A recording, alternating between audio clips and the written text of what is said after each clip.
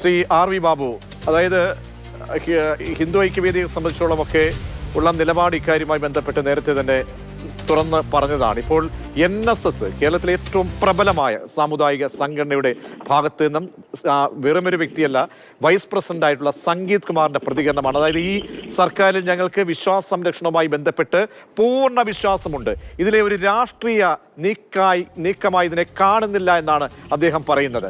എന്താണ് മറുപടി? ഈ കാര്യത്തിൽ NSSന്റേതായിട്ടുള്ള അഭിപ്രായമുണ്ട്, ഞങ്ങൾക്ക് ഞങ്ങളുടേതായിട്ടുള്ള അഭിപ്രായമുണ്ട്. ഞങ്ങൾ ഈ വിഷയത്തിൽ തുടക്കം മുതൽ പറഞ്ഞിട്ടുള്ള അഭിപ്രായത്തിൽ തന്നെയാണ് ഉറച്ചു നിൽക്കുന്നത്.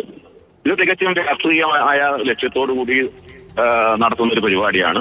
അയ്യപ്പന്മാരുടെ സമ്മേളനം വിളിച്ചുകൂട്ടാൻ സർക്കാരിന് അവകാശമില്ല. സർക്കാർ അങ്ങനെ ചെയ്യുന്നത് തികച്ചും അനുചിതമായ ഒരു കാര്യമാണ്. ഈ അഭിപ്രായത്തിൽ ഞങ്ങൾക്ക് യാതൊരു മാറ്റമില്ല. ഞങ്ങൾക്ക് സർക്കാരിന്റെ ആത്മാർത്ഥതയിൽ സംശയമുണ്ട്. ദേവസ്വം ബോർഡ് അയ്യപ്പ വിശ്വാസികളോട് മാത്രമല്ല, ഭക്തജന സംഘടനകളോടുള്ള ദേവസ്വം ബോർഡിന്റെ നിലപാടിലും ആത്മാർത്ഥതയില്ലാത്ത നിലപാടാണ് എന്ന് മുൻ അനുഭവങ്ങളുടെ അടിസ്ഥാനത്തിൽ ഞങ്ങൾക്കറിയാം. ദേവസ്വം ബോർഡ് നാളിതുവരെ ഏതെങ്കിലും ഭക്തജന സംഘടനകളുമായിട്ട് ആലോചിക്കുകയോ ചർച്ച ചെയ്യുകയോ ചെയ്ത ഒരു അനുഭവം ഞങ്ങൾക്കില്ല.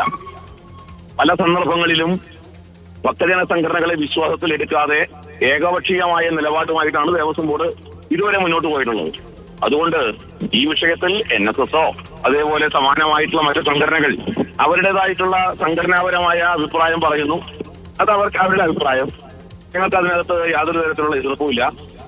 NSSന്റെ അഭിപ്രായം പറയാനുള്ള സ്വാതന്ത്ര്യമുണ്ട്, അവകാശമുണ്ട്. അത് അവർ പറയുന്നു. അതിനപ്പുറം ഞങ്ങൾക്ക് ഈ വിഷയത്തിൽ പ്രത്യേകിച്ചൊന്നും പറയാനില്ല. ശരി, ആർ വി ബാബുവാണ് വിവരങ്ങൾ പങ്കുവച്ചത്, പ്രതികരണം നൽകിയത്.